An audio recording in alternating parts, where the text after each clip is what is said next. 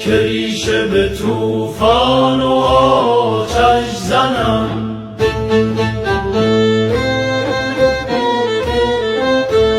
مرد خراسان، مرد خراسان، به طوفان و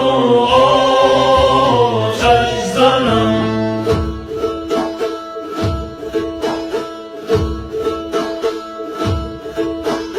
اگر ظلم آید زمین را درم، به فریاد حق زمان را کشم.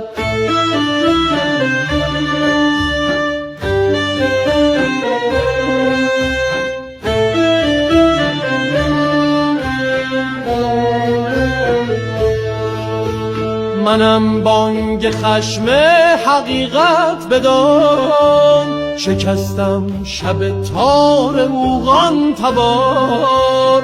نگاه کن به تاریخ و دوران پاک، منم مرد پاریز و یزاد خاک. به نام وطن خنجر از پشت زدن، به ساز ستم آتشی به تاریخ زدن. فروختن تاریخ را دانه‌وار، دست به خیانت زدن بیشمار.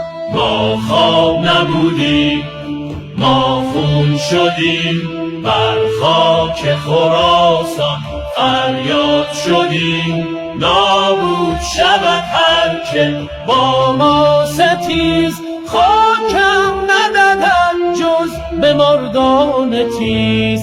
او به جهان مرد خراسانم، که ریشه به طوفان و آتش زنم. مرد خراسان، مرد خراسان، به طوفان و آتش زنم.